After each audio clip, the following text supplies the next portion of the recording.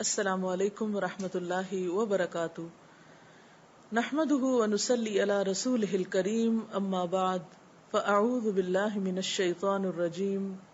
بسم اللہ الرحمن الرحیم.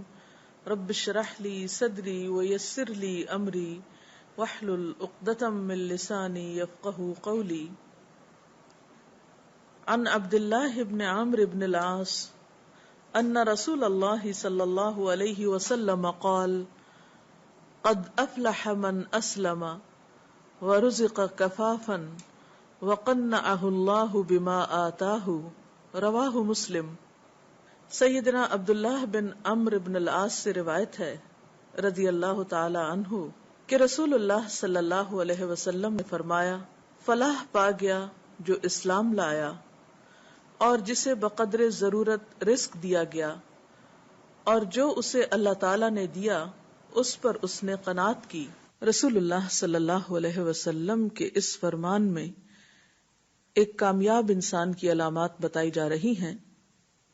آپ کے فرمان کے مطابق کامیاب انسان وہ ہے جو اسلام لائے، یعنی اپنے آپ کو اللہ کے حوالے کر دے، اور پھر اسے کافی رزق مل جائے جو اس کی ضروریات کو پورا کرنے والا ہو. وہ اپنی ضروریات کو پورا کرنے کے لیے کسی کے آگے ہاتھ نہ پھیلائے، اور پھر جو کچھ اس کے پاس ہے اس پر اسے قناعت کی توفیق بھی نصیب ہو. جہاں تک پہلی علامت کا تعلق ہے کہ وہ شخص کامیاب ہے جو اسلام لایا، تو یہاں اسلام لانے کا ایک مطلب تو دین اسلام میں داخل ہونا ہے. اللہ تعالیٰ نے دین اسلام کو بندگان خدا کے لیے ایک نعمت قرار دیا، جیسا کہ ایک آیت میں آتا ہے، الیوم اکملت لکم دینکم واتممت علیکم نعمتی ورضیت لکم الاسلام دینا، کہ آج میں نے تمہارے لیے تمہارا دین مکمل کر دیا، تم پر اپنی نعمت تمام کر دی اور تمہارے لیے دین اسلام کو پسند کر لیا. تو بندوں کے لیے جو طریقہ زندگی اللہ تعالیٰ کو سب سے زیادہ پسند ہے وہ طریقہ اسلام ہے. اور طریقہ اسلام کا معنی کیا ہے؟ کہ بندہ اپنے آپ کو، اپنی مرضی کو، اپنی خواہشات کو، اپنی عقل کو، اپنے تمام تر جذبات کو اللہ تعالیٰ کی خوشی کے، اس کی مرضی کے تابع کر دے، اللہ کا فرما بردار ہو جائے، اللہ کا اطاعت گزار ہو جائے. قرآن پاک میں ایک اور مقام پر اللہ تعالیٰ فرماتے ہیں، افمن شرح اللہ صدرہ للاسلام فہو علی نور من ربہ. کیا بھلا وہ شخص جس کا سینہ اللہ نے اسلام کے لیے کھول دیا ہو، اس کا شرح صدر ہو چکا ہو، اور پھر وہ اپنے رب کی طرف سے آئے ہوئے ایک نور پر ہو. یعنی اس شخص کی خوش قسمتی کا کیا کہنا کہ جس کا دل حق کے لیے کھل جائے اور سچائی کو پانے کے بعد اس کے پانے کا جو احساس ہے اس کے لیے خوشگوار ہو، وہ اس کے اندر اتر جائے اور ایک ایسی روشنی کی شکل اختیار کر لے کہ جس میں اسے اچھے اور برے کا فرق صاف نظر آنے لگے. حقیقت یہ ہے کہ کسی بھی سچائی کو پانا انسان کے لیے باعث سکون ہوتا ہے. اور کائنات کی سب سے بڑی سچائی کیا ہے؟ کہ انسان اپنے آپ کو اس کے تابع کرے، اس پر ایمان لائے جس نے اس کائنات کو پیدا کیا، پھر وہ اس میں جتنے بھی ذی روح ہیں ان سب کو رزق دینے والا ہے، وہ اس کا انتظام چلانے والا ہے. تو یقیناً عبادت کے لائق بھی وہی ہے، اور صرف وہی ہے، اور اس کی عبادت میں انسان کسی دوسرے کو شریک نہ کرے، نہ اپنے نفس کی خواہشات کو، نہ اپنے عقل کو، اور نہ ہی دباؤ کو. وہ سراسر اللہ کا بندہ بن جائے. پوری کائنات اللہ تعالیٰ کے آگے سر جھکائے ہوئے ہے، اللہ تعالیٰ کی فرما بردار ہے. یہ آسمان، یہ زمین، یہ سورج، یہ چاند، یہ تارے، ہر چیز اللہ تعالیٰ کے حکم کے تابع ہے. انسان کو اللہ تعالیٰ نے آزادی دی، اما شاکرا و اما کفورا، خواہ شکر گزار بنے خواہ ناشکرا بنے، خواہ اپنے خالق کو مانے یا نہ مانے. اس کے پاس آج اس دنیا میں اقرار اور انکار دونوں کے درمیان ایک چوائس یا اختیار کی آزادی موجود ہے. تو جو انسان اس آزادی کو اللہ کی فرما برداری اور اللہ تعالی کے آگے سر تسلیم خم کرنے میں استعمال کرتا ہے، وہی دراصل کامیاب انسان ہے. اس کے بارے میں ایک اور جگہ پر آتا ہے او من کان میتا فاحییناہ، کیا بھلا وہ شخص جو مردہ تھا پھر ہم نے اس کو زندہ کر دیا. گویا اس سچائی کو پانے سے پہلے وہ ایسے ہی تھا جیسے وہ اس کا کوئی وجود نہ ہو، اس کو زندگی ہی نہ ملی ہو. تو یہ نور ہدایت اس کے لیے ایک زندگی کا ذریعہ بنا. وجعلنا لہ نورا یمشی بہ فی الناس، اور ہم نے اس کو ایک ایسی روشنی عطا کر دی کہ جس کے ساتھ وہ لوگوں کے بیچ میں چلتا پھرتا ہے. یعنی اسی زمین پر رہتا ہے لیکن اس زمین پر رہتے ہوئے حق کو پانا، سچائی کو پانا اور اس کے بارے میں اندھیرے میں رہنا، یہ دو مختلف قسم کے تجربات ہیں. تو وہ شخص جو اپنے اصل خالق کو پہچان جائے، وہ شخص جو اصل مالک کی معرفت رکھتا ہو، اور وہ شخص جو اس کی طرف سے غافل ہو، ان دونوں کے دل کا حال، ان دونوں کا اندرون، ان دونوں کی روح اور اس کی کیفیت برابر نہیں ہو سکتی. لہذا جو اسلام لایا وہ واقعی سلامتی میں داخل ہو گیا، وہ پرسکون ہو گیا کیونکہ وہ اصل حقیقت کو پا گیا. کامیاب انسان کی دوسری علامت جو اس حدیث میں بتائی گئی وہ ہے وَرُزِقَ کَفَافًا، کہ اس کو کافی رزق مل گیا. کفاف کا لفظ عربی زبان میں استعمال ہوتا ہے گزارے کے لائق اور لوگوں سے مستغنی کرنے والا رزق، یعنی اتنا رزق کہ جو انسان کی ضروریات کے لیے کافی ہو اور اسے لوگوں سے بے نیاز کر دے، یعنی اسے لوگوں کی محتاجی سے بچائے، انسانوں کی محتاجی سے بچانے والا ہو اور اس کی تمام تر ضروریات بھی پوری ہو رہی ہوں. اس کے بارے میں ایک اور حدیث میں ہمیں مزید وضاحت ملتی ہے. رسول اللہ صلی اللہ علیہ وسلم نے فرمایا، تم میں سے جو شخص اس حالت میں صبح کرے کہ اس کا جسم صحت مند ہو، اس کے دل میں بے خوفی اور اطمینان ہو، اور اس کے پاس اس دن کا کھانا بھی موجود ہو، تو گویا اس کے لیے ساری دنیا اکٹھی ہو گئی. یعنی انتہائی خوش قسمت ہے وہ انسان کہ جسے کوئی بیماری نہیں، وہ طاقتور ہے، وہ اپنے پاؤں پہ چل سکتا ہے، وہ اپنی ضروریات پوری کرنے کے لیے جسمانی طور پر کسی اور کی مدد کا محتاج نہیں، اور پھر اس کے دل میں بھی اطمینان ہے، سکون کی ایک کیفیت ہے. اور یہ کیفیت کب ہوتی ہے؟ جب انسان سچائی کو پا لیتا ہے، جیسا کہ پچھلی علامت میں ذکر کیا گیا کہ من اسلم. اور تیسری چیز کہ اس دن کا کھانا اس کے پاس موجود ہے، یعنی کفاف میں پھر اتنا رزق بھی آتا ہے جو ایک دن کے لیے کافی ہو. تو ایسا شخص واقعی خوش قسمت انسان ہے اور کامیاب انسان ہے. ایک اور حدیث میں آتا ہے رسول اللہ صلی اللہ علیہ وسلم نے فرمایا، اے ابن آدم، اگر تو زائد از ضرورت مال اللہ کی راہ میں خرچ کرے گا تو تیرے لیے بہتر ہوگا، اور اگر تو اسے روکے گا تو تیرے لیے برا ہوگا، اور بقدر کفاف مال پر تو ملامت کے لائق نہیں ہوگا. یعنی اتنا مال اگر تم جمع کرتے ہو کہ جس سے تم اپنی ضروریات کو بسہولت پورا کرو تو اس پر تمہاری کوئی پوچھ نہیں. ایک اور جگہ پر ہم دیکھتے ہیں کہ رسول اللہ صلی اللہ علیہ وسلم بقدر کفاف روزی کے لیے دعا بھی فرمایا کرتے تھے. الفاظ ہیں، اللہم اجعل رزق آل محمد قوتا وفی روایت کفافا. اے اللہ، تو آل محمد کو صرف اتنا رزق عطا کر جو ان کی جان بچائے اور بدن کی قوت کو قائم رکھے. ایک اور روایت میں آتا ہے کہ صرف اتنا رزق عطا فرمانا جو ان کی زندگی باقی رکھنے کے لیے کافی ہو. کیونکہ رزق کی کثرت یا مال و دولت کی کثرت بھی بسا اوقات انسان کو فسق و فجور میں مبتلا کر دیتی ہے. انسان اللہ تعالیٰ کی نافرمانی پر اتر آتا ہے یا انسان سرکش ہو جاتا ہے. اور اسی طرح جب مال نہیں ہوتا اور انسان دوسروں کا محتاج ہوتا ہے تو یہ چیز بھی انسان کے دین کے لیے بسا اوقات نقصان دہ ہو جاتی ہے. اسی لیے اللہ کے رسول صلی اللہ علیہ وسلم ایک اور دعا بھی مانگا کرتے تھے، اللہم انی اعوذ بک من الکفر والفقر، کہ اے اللہ میں تیری پناہ میں دیتا ہوں اپنے آپ کو کفر اور محتاجی سے. کیونکہ ایک اور جگہ پر آپ نے فرمایا کہ کاد الفقر ان یکون کفرا، کہ قریب ہے کہ فقر کفر کا سبب بن جائے. تو زیادہ دولت بھی انسان کو سرکش بنا دیتی ہے بسا اوقات، اور رزق کی کمی انسان کو کفر تک پہنچا دیتی ہے.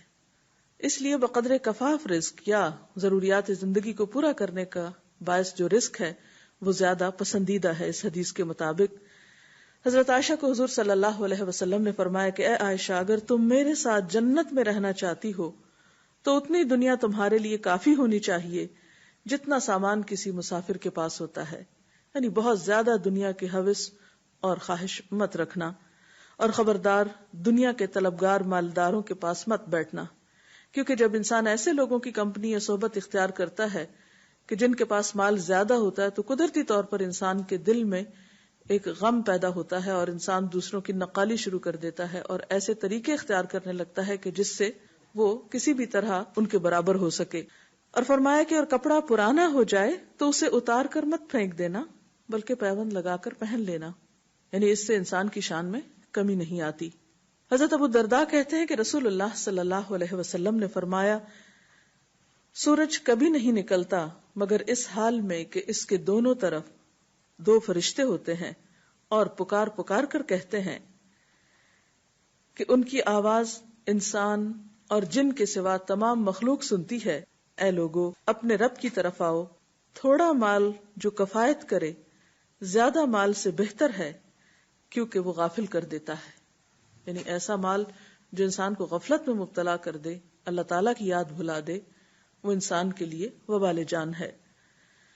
تیسری چیز جو اس حدیث میں بتائی گئی وہ قناعت ہے کہ جو کچھ انسان کے پاس ہے اس پر قناعت ہو اور غم اور فکر میں مبتلا نہ ہو. یعنی جو دیا ہے اس پر مطمئن ہو، جو ہاتھ میں ہے اس پر شکر گزار ہو، نہ کہ جو ہاتھ میں نہیں ہے اس کا غم کھاتا رہے. ورنہ انسان جو کچھ اس کے پاس ہوتا ہے اس سے بھی صحیح طور پر فائدہ نہیں اٹھا سکتا. قرآن پاک میں اللہ تعالیٰ فرماتے ہیں وَلَا تَتَمَنَّوْا مَا فَضَّلَ اللَّهُ بِهِ بَعْضَكُمْ عَلَى بَعْضٍ، اور جو کچھ اللہ نے تم میں سے کسی کو دوسروں کے مقابلے میں زیادہ دیا ہے اس کی تمنا نہ کرو. وَاسْأَلُوا اللَّهَ مِنْ فَضْلِهِ، اور اللہ سے اس کا فضل مانگتے رہو. عام طور پر قناعت کیوں نہیں پیدا ہوتی؟ اس وقت نہیں ہوتی جب انسان اپنے ہاتھ کی چیز کو تو بھول جائے اور جس کے پاس اپنے سے زیادہ ہو اس کی تمنا کرنے لگے. تو یہاں اسی چیز سے روکا جا رہا ہے کہ جو تمہارے پاس نہیں دوسروں کے پاس ہے محض اس کی تمنا نہ کرو، اس کے پیچھے آہیں مت بھرو، بلکہ جو تمہارے پاس ہے اس پر شکر گزار ہو، اور پھر اگر اور چاہیے تو اللہ سے مانگو، نہ کہ دوسرے انسانوں پہ نظر رکھو. حضرت ابو ہریرہ بیان کرتے ہیں کہ رسول اللہ صلی اللہ علیہ وسلم نے فرمایا اس شخص کی طرف نگاہ کرو جو تم سے کم ہے، یعنی دنیاوی اعتبار سے، اور اس کی طرف نہ دیکھو جو تم سے بڑھ کر ہے، اس سے تم اللہ کی نعمتوں کو حقیر نہیں سمجھو گے. ورنہ کیا ہوتا ہے کہ جو نعمت ہوتی ہے انسان اس کی قدر ہی نہیں کرتا، وہ یہ سوچتا کہ یہ کیا ہے، یہ بھی کوئی چیز ہے، حالانکہ اس سے پوچھا جائے جس کے پاس یہ بھی نہیں. جب انسان اپنے سے زیادہ رکھنے والے یا اپنے سے بہتر رکھنے والے کی طرف دیکھتا ہے تو اس کے دل میں لازماً پھر حسرت پیدا ہوتی ہے اور کبھی بھی وہ نعمتوں کی قدردانی نہیں کرتا اور شکر گزاری نہیں کرتا. رسول اللہ صلی اللہ علیہ وسلم نے فرمایا جو شخص اللہ تعالیٰ کے دیے ہوئے رزق پر راضی ہو جائے، یعنی قانع ہو جائے، اللہ تعالیٰ اس سے تھوڑے عمل پر بھی راضی ہو جاتا ہے.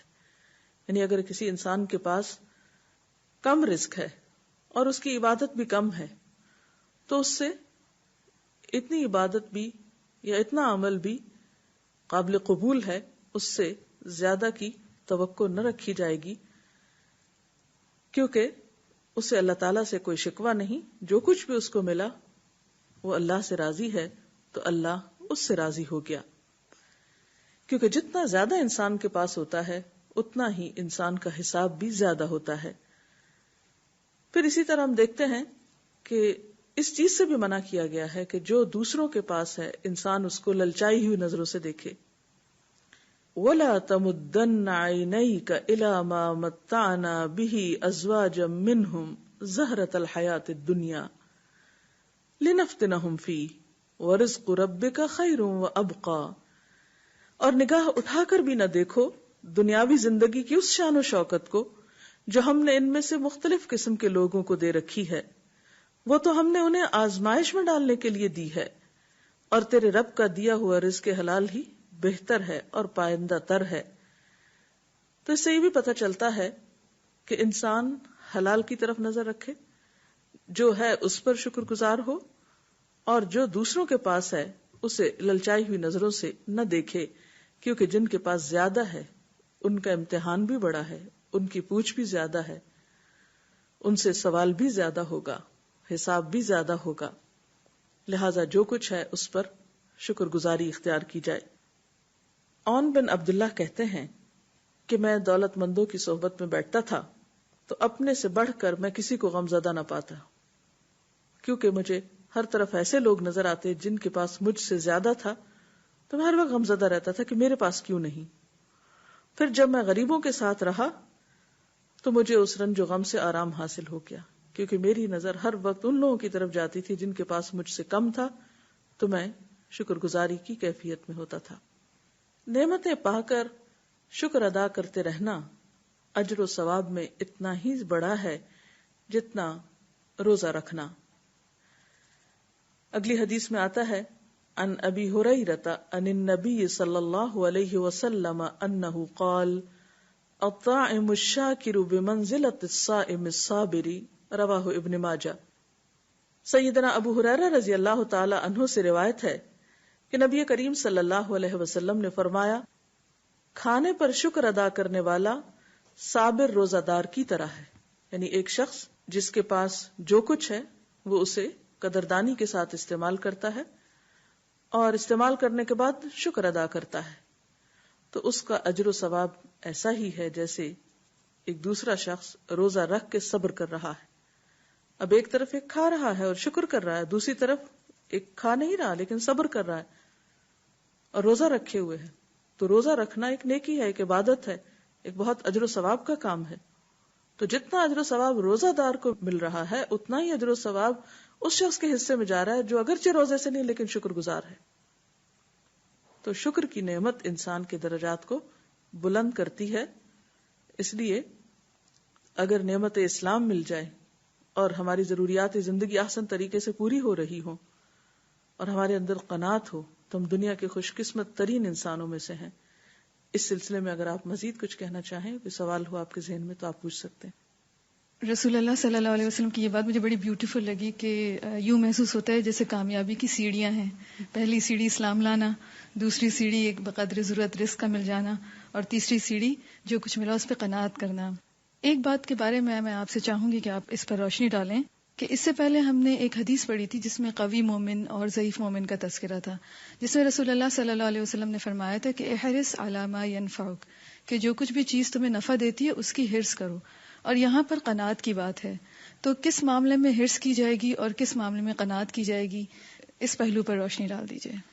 جہاں تک اس حدیث کا تعلق ہے جس میں نفعمند چیزوں کی حرص کی بات کی گئی، تو اس سے مراد ایسے کام ہیں، ایسی چیزیں ہیں کہ جو انسان کی اپنی ذات یا دوسرے انسانوں کے فائدے کے لیے ہیں، ان کاموں کی تلاش میں انسان رہے اور ان خیر اور بھلائی کے کاموں میں آگے سے آگے بڑھے۔ اور جہاں تک قناعت کا تعلق ہے تو یہ رزق کے معاملے میں ہے کہ جو کچھ اسے مل چکا ہے پھر اس پر مطمئن بھی ہو، ورنہ عام طور پر ہوتا یہ ہے کہ انسان کے پاس جتنا بھی ہو اس پر وہ اگر بے صبرا پن اختیار کیے ہوئے ہے تو اس کے بعد خیر اور بھلائی کے کاموں کے لیے تو اس کے پاس وقت ہی نہیں ہوگا، کیونکہ اس کو اپنی ذات کی فکر سے ہی نجات نہیں ہوگی۔ تو وہاں جو حرص ہے وہ نیکی کے کاموں کی ہے، اور یہاں جو قناعت ہے وہ مال و دولت پر ہے۔ قناعت کے حوالے سے ہی میں پوچھنا چاہوں گی کہ قناعت اور کامیابی کا آپس میں کیا تعلق ہے؟ قناعت اصل میں ایک ایسی خوبی ہے کہ جو انسان کے اندر حد درجہ اطمینان پیدا کرتی، اور ایک مطمئن انسان جو اللہ پر بھروسہ رکھتا ہے اور جو کچھ اس کے پاس ہے اس پر خوش ہے، راضی ہے، شکر گزار ہے، تو ایسا انسان ایک مثبت سوچ کا مالک ہوتا ہے۔ اور جب انسان کی سوچ مثبت ہو جاتی ہے، جو کچھ اس کے پاس ہے اس پر بھی مطمئن ہے، اور جو کسی اور کے پاس ہے اس پر بھی اسے کوئی حسد نہیں، کوئی پریشانی نہیں، کوئی غم نہیں، تو ایسا انسان پھر زندگی میں تعمیری سوچیں رکھتا ہے اور زیادہ سے زیادہ خیر اور بھلائی کے کاموں کے لیے سرگرم رہتا ہے، بجائے اس کے کہ وہ ان چیزوں پر غم کھاتا رہے اور فکر کرتا رہے اور جلتا کڑتا رہے جو اس کے بس میں نہیں. تو ایسی چیز یا ایسی سوچ انسان کو پھر قدم بقدم کامیابی ہی کی طرف لے جاتی ہے، کیونکہ مثبت سوچ کا ہونا بذات خود انسان کو خیر و بھلائی کی طرف لے جاتا ہے، اور انسان اپنے لیے بھی اور دوسروں کے لیے بھی سراپا خیر ہو جاتا ہے، نفع مند ہو جاتا ہے. ورنہ عموماً جب انسان کے دل میں حرص اور لالچ ہوتی ہے، اور خاص طور پر یہ جذبہ ہوتا ہے کہ میرے پاس کیوں نہیں اور دوسرے کے پاس ہے، یا میرے پاس اتنا ہے اور دوسرے کے پاس تو اتنا زیادہ ہے، تو ایسے انسان پھر کوئی ایسے منصوبے نہیں بنا سکتا کہ جس میں دوسروں کی کوئی بھلائی ہو. وہ سارا وقت اپنی ہی ذات کی فکر میں مبتلا رہتا ہے. حقیقت یہ ہے کہ رسول اللہ صلی اللہ علیہ وسلم نے جن 3 چیزوں کا ذکر فرمایا وہ واقعی انسان کی کامیابی کی ضمانت ہیں. اللہ تعالیٰ سے دعا ہے کہ وہ ہمیں بھی یہ نعمتیں عطا فرمائے. اس کے ساتھ ہی ہمارے آج کے پروگرام کا وقت ختم ہوتا ہے. اجازت چاہتے ہیں. السلام علیکم ورحمۃ اللہ وبرکاتہ.